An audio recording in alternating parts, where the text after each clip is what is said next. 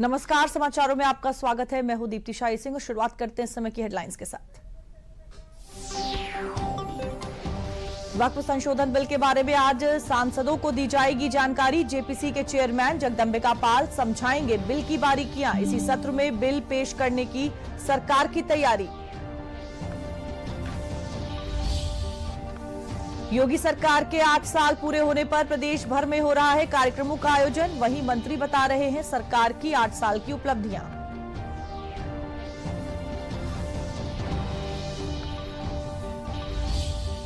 संभल हिंसा में आरोपी सांसद जियाउर रहमान बर्क की बड़ी मुश्किलें। पूछताछ के लिए एसआईटी ने थमाया नोटिस। बर्क ने कहा जांच में करेंगे पूरा सहयोग।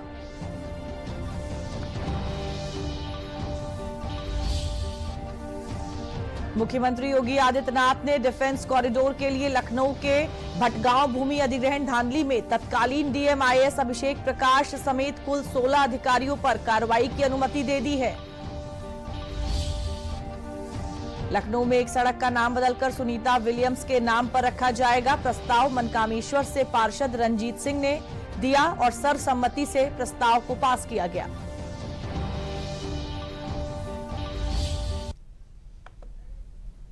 और अब समाचारों का रुख विस्तार से कर लेते हैं। संसद में वक्फ संशोधन विधेयक लाने से पहले आज सांसदों की एक बैठक बुलाई गई है, जिसमें विधेयक पर विस्तार से चर्चा की जाएगी।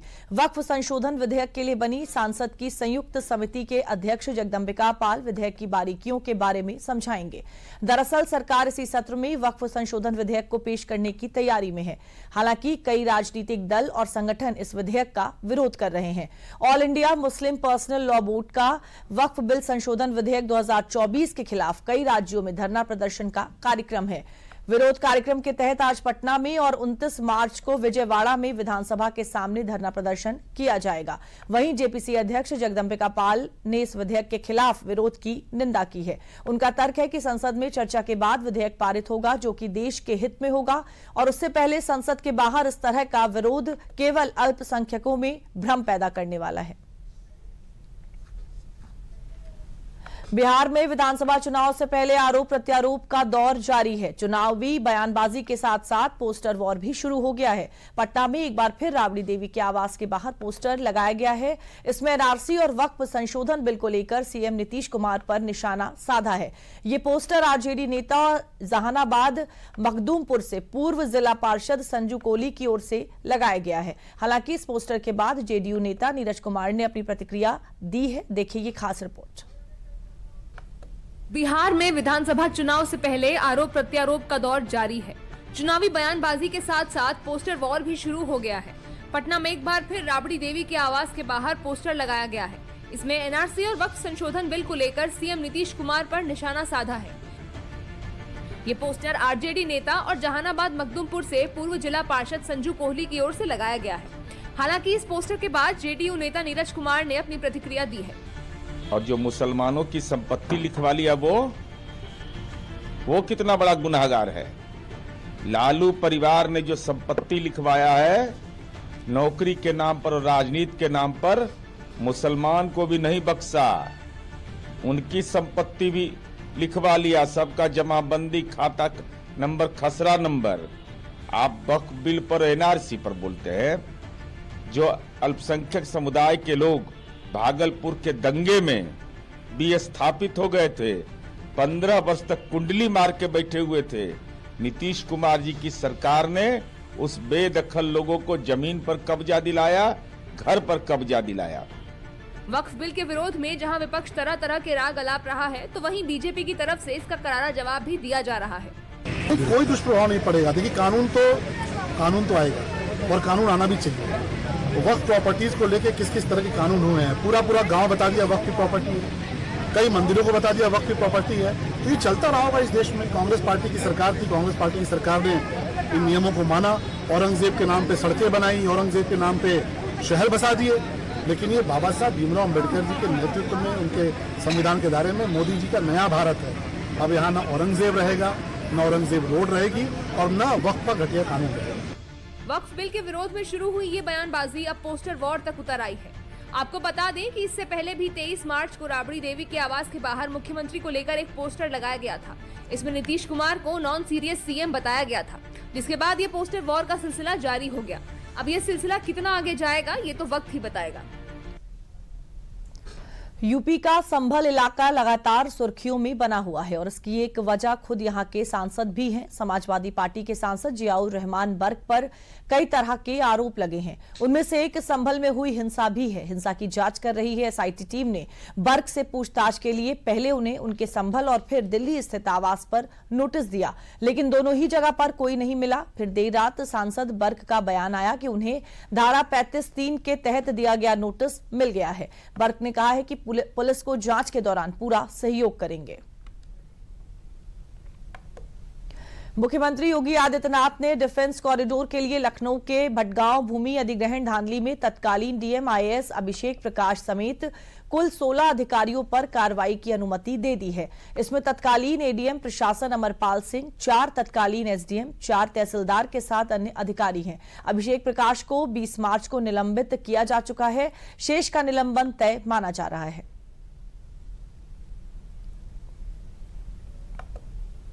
लखनऊ में राष्ट्रीय स्वयंसेवक संघ अवध प्रांत के प्रांत प्रचार प्रमुख डॉक्टर अशोक दुबे ने 21 से 23 मार्च तक बेंगलुरु में आयोजित अखिल भारतीय प्रतिनिधि सभा के संदर्भ में आरएसएस के मीडिया सेंटर विश्व संवाद केंद्र जिला मऊ लखनऊ में आयोजित प्रेस वार्ता में विस्तृत जानकारी दी। उन्होंने बताया कि 100 वर्ष की अपनी यात्रा में संघ ने दैनिक शाखा द्वारा अर्जित संस्कारों के समाज का अटूट विश्वास स्नेह प्राप्त किया है।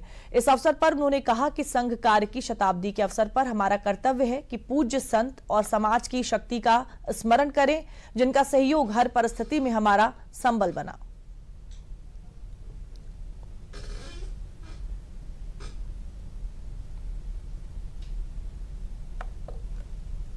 बांग्लादेश में वर्तमान में सत्ता के समय मठ मंदिरों, दुर्गा पूजा पंडालों, शिक्षण संस्थाओं पर आक्रमण, मूर्तियों का अनादर, नरसंहार, हत्याएं, संपत्ति की लूट, महिलाओं का अपहरण और अत्याचार, ऐसी जैसी अनेक घटनाएं लगातार सामने आ रही हैं। इन घटनाओं को केवल राजनीतिक बताकर उन्हें मजहबी रंग पक्ष में नाकाम सत्य के मुंह मोड़ने जैसा होगा, क्योंकि अधिकतर पीड़ित हिंदू और अन्य अल्पसंख्यक समुदायों से ही है। इस सब घटना को देखते हुए वहाँ प्रस्ताव पास हुआ है कि यहाँ के हिंदू समाज जो है वहाँ बांग्लादेश में पहले की तरह नहीं है कि हिंदू समाज ने कुछ वहाँ इकट्ठे होकर के उसका विरोध किया। यहाँ हमारे हिंदुस्तान के सभी सनातनी और सभी हिंदुओं से आग्रह है कि उनके साथ एक संगठित होकर के उनके साथ इकट्ठे खड़े हों। और समाचारों में अभी वक्त तो चला है ब्रेक का। ब्रेक के बाद वापस लौटेंगे और नजर डालेंगे कुछ और समाचारों पर।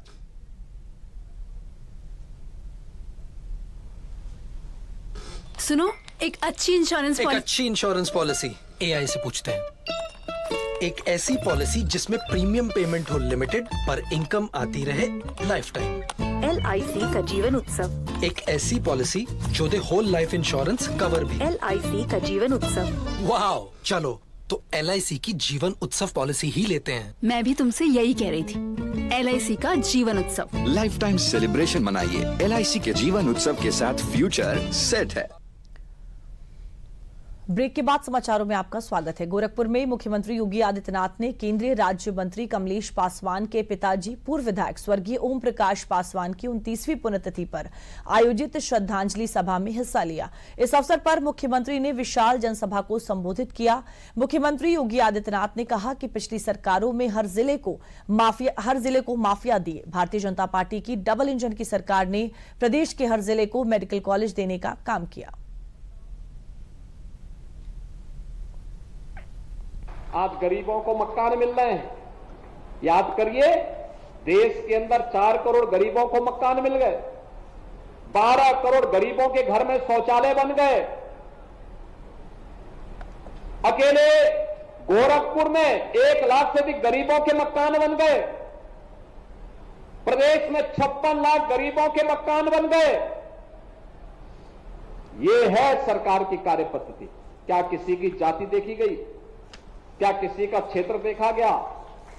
क्या किसी की भाषा देखी गई? जो लोग विभाजन करते हैं, वे आज भी देश के अंदर विभाजन की खाई को भाषा के रूप में चौड़ी करने का कार्य कर रहे हैं। और आज बहनों और भाइयों, मैं आप सबसे ये कहना चाहूंगा, विकास और विरासत की इस अभियान या इस यात्रा को हम लोगों को अनवरत रूप से आगे बढ़ाना पड़ेगा और तभी हम अपने पूर्वजों के प्रति एक कृतज्ञता ज्ञापित कर पाएंगे। आज हम लोग की सरकार के 8 वर्ष पूरे हुए, केंद्र सरकार के 10 वर्ष और उत्तर प्रदेश सरकार के 8 वर्ष।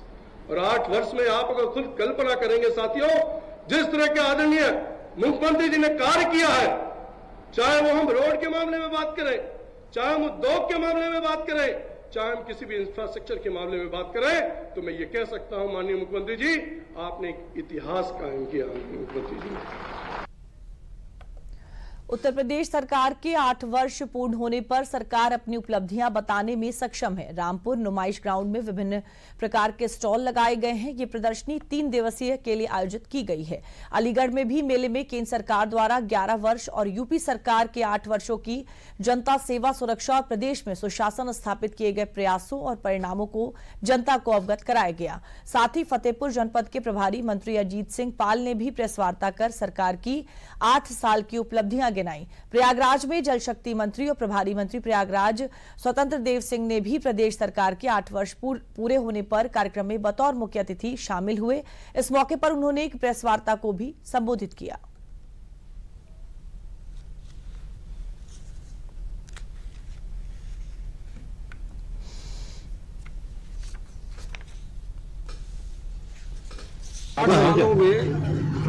बदहाल उत्तर प्रदेश को खुशहाल उत्तर प्रदेश में बदलने का काम माननीय मुख्यमंत्री योगी आदित्यनाथ जी के नेतृत्व में उत्तर प्रदेश की सरकार ने किया है।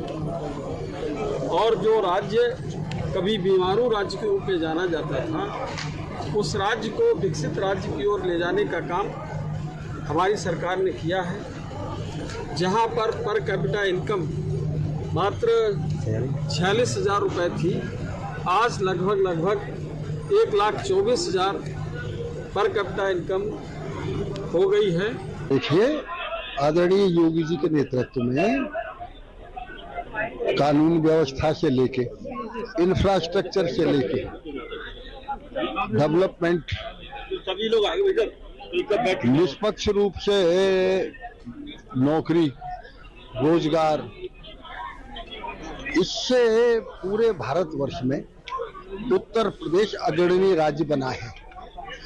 हमारे प्रदेश की एक शाख पूरे देश में और विश्व में बनी है। आज विश्व के जितने भी बिजनेसमैन हैं वो उत्तर प्रदेश में उद्योग लगाना चाहते हैं। तो 2017 के पहले विकास कार्य रुके हुए थे, जो नहीं हो रहे थे, उसको आगे बढ़ाने का काम किया गया। किसी भी क्षेत्र में देख लीजिए, चाहे वो रोड का हो, हाईवेज का हो, पुल का हो, अस्पतालों का हो और नई नई योजनाएं लाने का हो, फैक्ट्री लगाने का हो।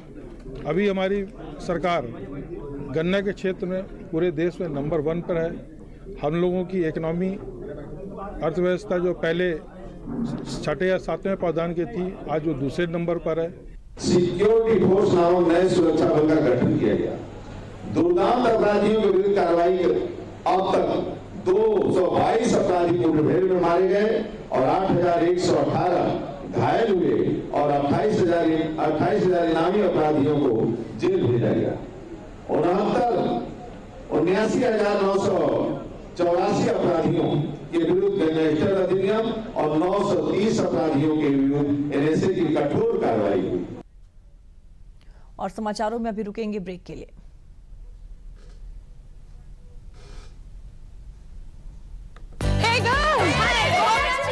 आज तो पार्टी चाहिए। चैंपियन के साथ सेल्फी लेंगे। आइडिया, यही करते हैं पार्टी। Pizza party. ये चल अपना कार्ड और पिन दे। मेरे कार्ड की डिटेल्स मैं खुद ही डालूंगी। आरबीआई कहता है अपना पिन, ओटीपी, सीवीवी या इंटरनेट बैंकिंग पासवर्ड किसी के साथ शेयर ना करें। ऑनलाइन बैंकिंग सिर्फ अपने कंप्यूटर, मोबाइल और सिक्योर नेटवर्क से करें। बाय गर्ल्स, कहाँ जा रही है? सुना नहीं, नो शेयरिंग। आरबीआई कहता है जानकार बनिए, सतर्क रहिए। ब्रेक के बाद समाचारों में आपका एक बार फिर से स्वागत है। यूपी सरकार के 8 वर्ष और केंद्र सरकार के 10 वर्ष पूरे होने पर कलेक्ट्रेट परिसर में 3 दिवसीय विशेष कार्यक्रम का आयोजन किया गया। कार्यक्रम में मुख्य अतिथि के रूप में मंत्री रजनी तिवारी मौजूद रही। वहीं जनपद संभल में स्थित एसडी रिजॉर्ट में प्रदेश सरकार के 8 वर्ष पूरे होने पर आयोजित त्रिदिवसीय मेला और प्रदर्शनी में जनपद के प्रभारी मंत्री धर्मवीर सिंह प्रजापति सम्मिलित हुए। वहीं गोंडा में आज मुख्यालय के वेंकटाचार्य क्लब के प्रांगण में 8 वर्ष पूरे होने के उपलक्ष्य में सरकार की महत्वपूर्ण योजनाओं और उपलब्धियों की जानकारी जनता को देने के संबंध में जिला प्रशासन द्वारा आयोजित कार्यक्रम किया गया। इस कार्यक्रम के मुख्य अतिथि जनपद के प्रभारी मंत्री एवं कारागार मंत्री दारा सिंह चौहान रहे।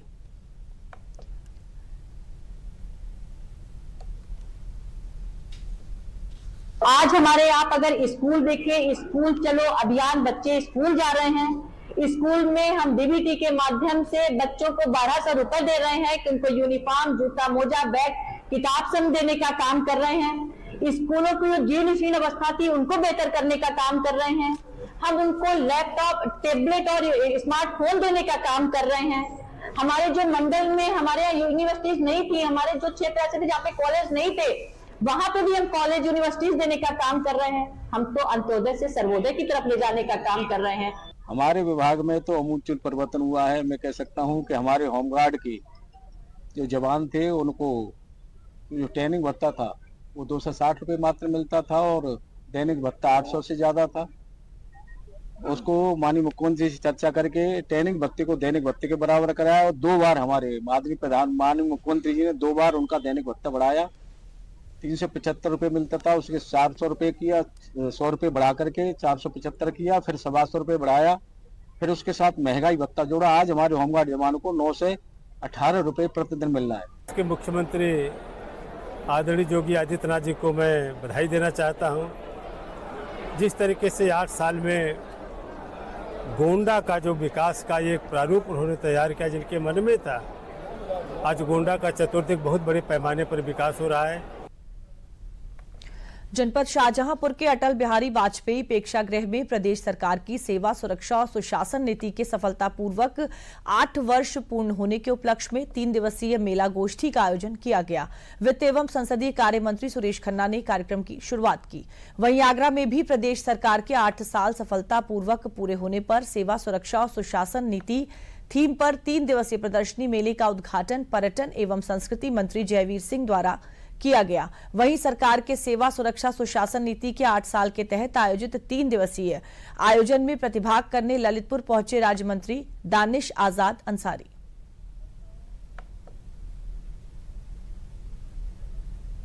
आज मुझे कहते हुए खुशी है कि उत्तर प्रदेश की तरक्की का सबसे बड़ा आधार यह है कि कानून व्यवस्था में सुधार हुआ, रूल ऑफ लॉ लागू हुआ और विकास का पहिया बहुत तेजी से घूमा। उसी का ये परिणाम है कि उत्तर प्रदेश की आज आर्थिक स्थिति बड़े पैमाने पर सुधरी है और उत्तर प्रदेश आज दूसरे नंबर की आर्थिक स्थिति पर पहुंच गया और वो दिन दूर नहीं जब हम इंडिया में सबसे ऊपर होंगे आर्थिक स्थिति में। के जो ट्रांसफॉर्मेशन की क्षमता वृद्धि हुई है उसकी चर्चा न सिर्फ देश में बल्कि अंतर्राष्ट्रीय मंचों पर भी होती है और इसी सकारात्मक बदलाव के पीछे हम लोगों की जो नीति है ट्रिपल सी मतलब कल्चर, कनेक्टिविटी और कॉमर्स, इसके मंत्र की सफलता होते हुए हम उत्तर प्रदेश में आज देख रहे हैं कानून का राज स्थापित हुआ है और गौरवशाली हम लोग उत्तर प्रदेश को कह सकते हैं कि उत्तर प्रदेश के 8 सालों में एक भी दंगा उत्तर प्रदेश में नहीं हुआ।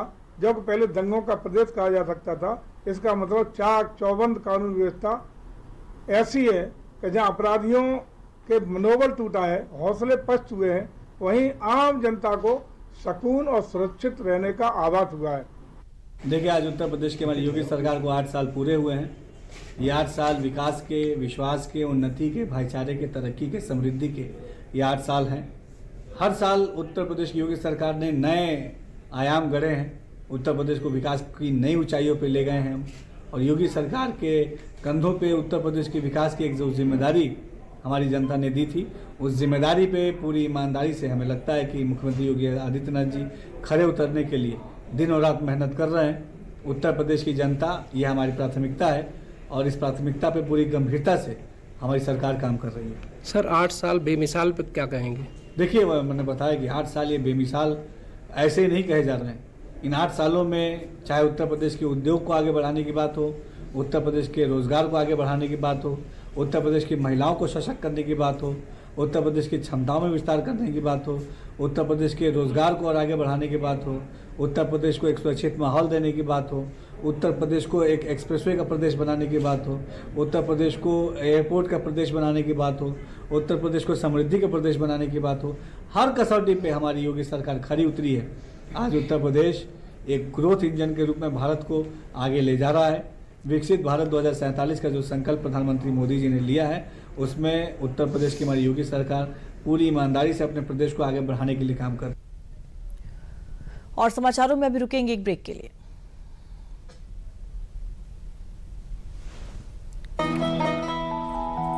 वाह यार, क्या सही हुआ।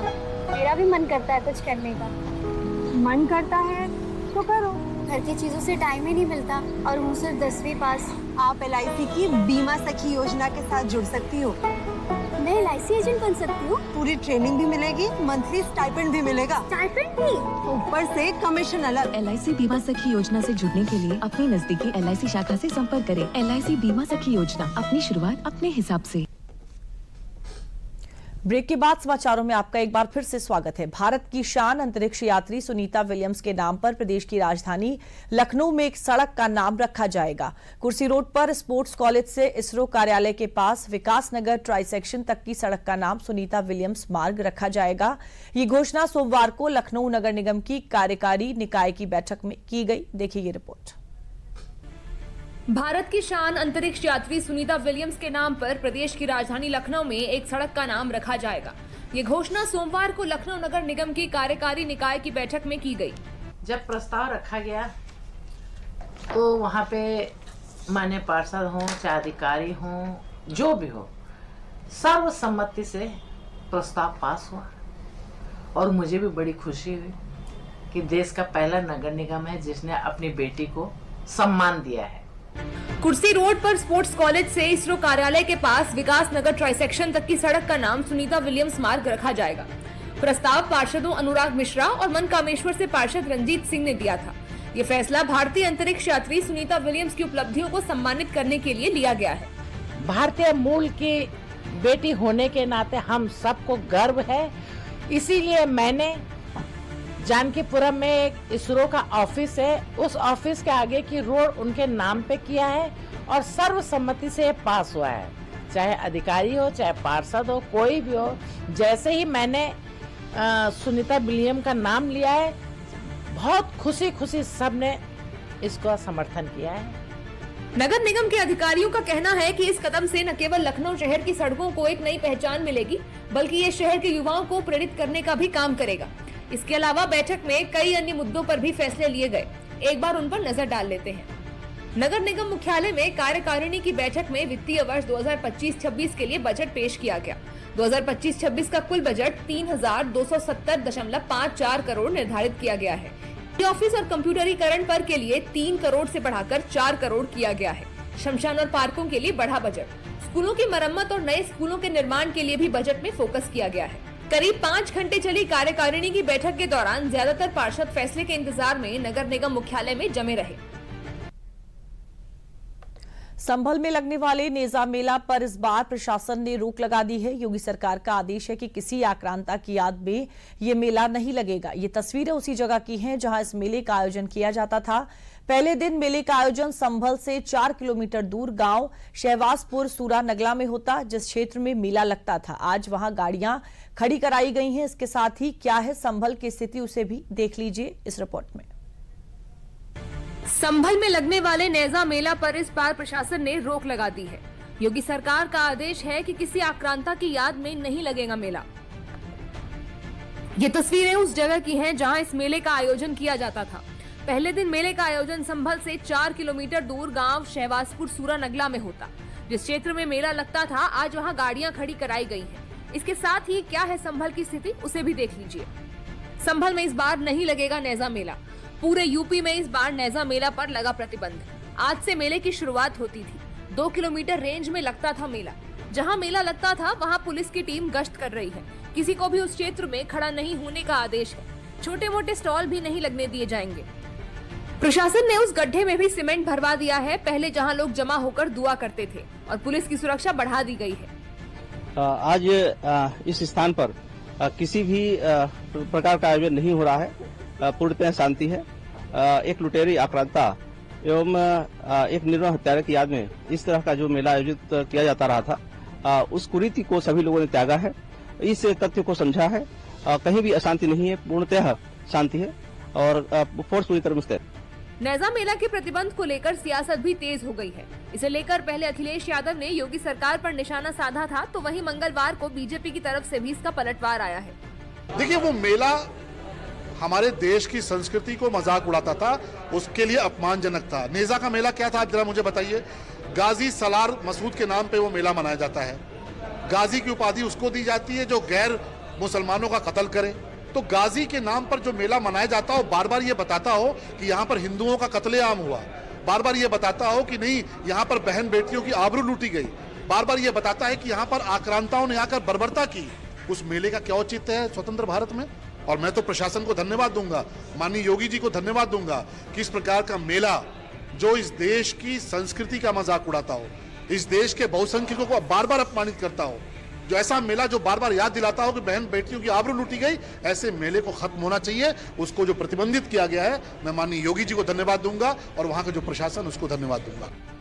प्रदेश में सभी जिलों में नेजा मेला को न लगाने का आदेश जारी कर दिया गया है, जिसे लेकर सरकार ने सुरक्षा के पुख्ता इंतजाम भी कर दिए हैं, जिससे किसी भी तरह की कोई घटना न हो।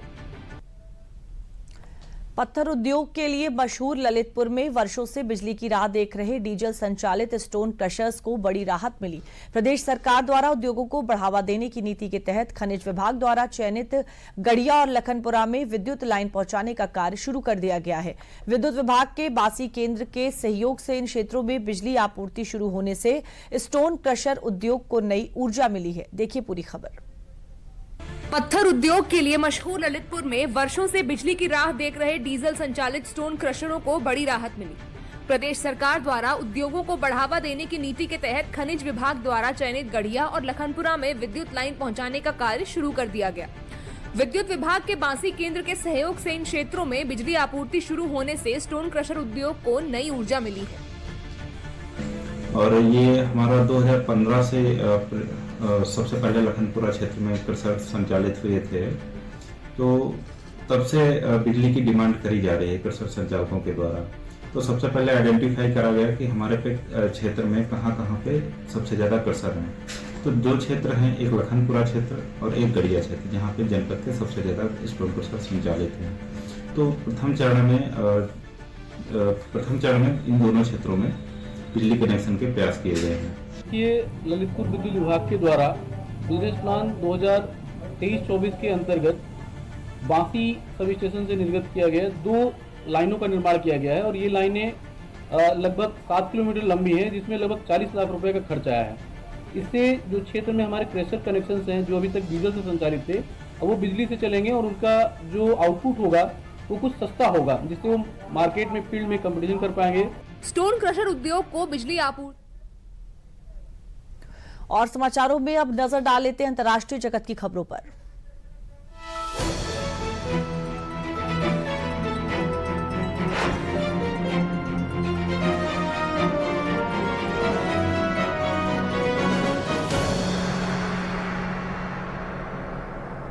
आपको बता दें कि अमेरिका का कहना है कि रूस और यूक्रेन दोनों ने व्यापारिक जहाजों की सुरक्षित आवाजाही सुनिश्चित करने और ब्लैक सी में सैन्य हमले रोकने पर सहमति जताई है।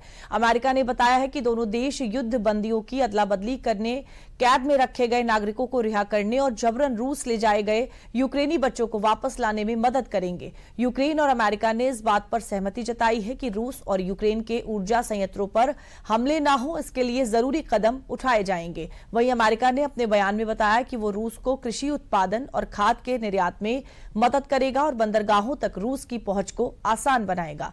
अमेरिका ने दोनों देशों से साफ कहा है कि इस युद्ध को खत्म करना जरूरी है और वो शांति वार्ता में मदद करता रहेगा। और समाचारों में मेरे साथ फिलहाल के लिए इतना ही। देश और दुनिया की बाकी खबरों के लिए आप देखते रहिए दूरदर्शन उत्तर प्रदेश।